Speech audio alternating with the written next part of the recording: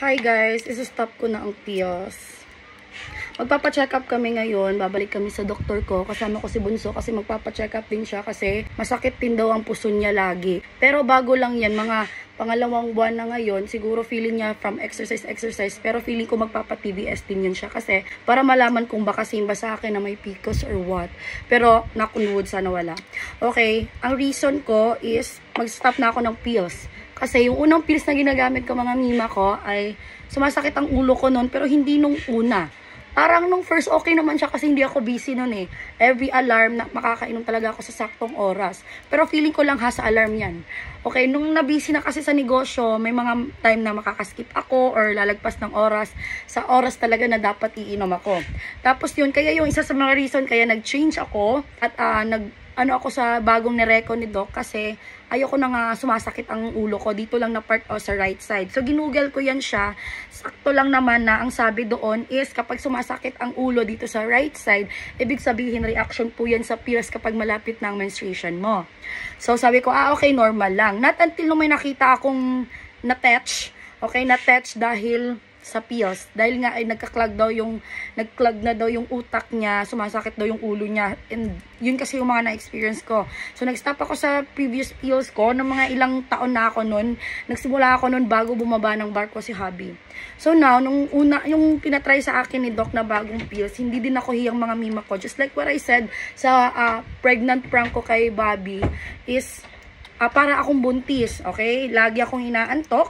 Tapos kapag nakatulog ako, matagal ang tulog ko, ang haba ng tulog ko mga mima ko. Like, parang hindi na productive ang day ko kasi lagi na lang ako nasa kwarto.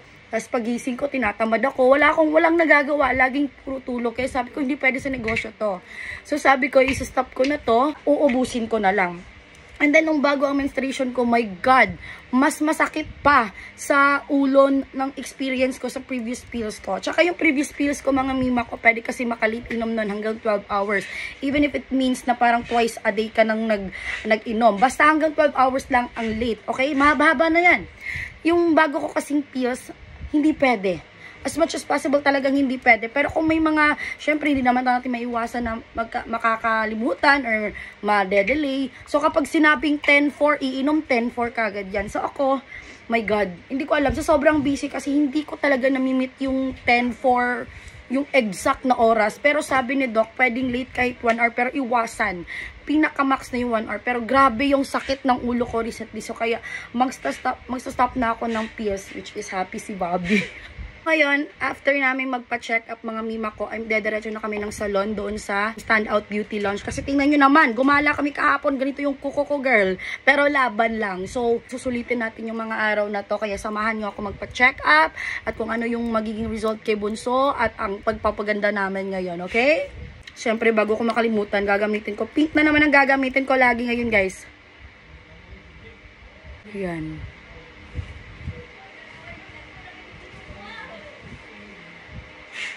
Ako nagsa-separate coating ako. Lower lip tsaka sa upper lip.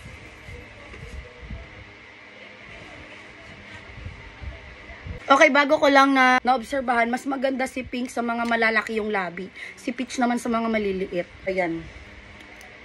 Maganda to ilagay sa cheek kasi lip and cheek tint to kapag nag-tinted sunscreen ka. But for now, pa-powder lang muna ako kasi kahapon yan yung gamit ko sa cheek ko. Ngayon, powder lang muna ako kasi feel ko ang powder ngayon. Moody kasi ako kapag nagme-makeup guys eh. Okay, yan. Alam nyo guys, kung bakit hindi talaga ako fan ng makeup, yung maraming nilalagay, yung may pa-eyeshadow, may pa-eyeliner, ganun. Kasi hindi ako marunong mag-makeup. Hanggang lipstick, hanggang cheek lang ako, hanggang tinted sunscreen, ganun lang. Okay, I'm done. So, tara na. So, kakatapos ko lang mag-lotion at ang gagamitin nating pabango ngayon ay yung binigay sa akin ni Basics Davao, Jo Malone na Peony. Anon. Simple lang yung outfitan natin. Ay, ang hangin.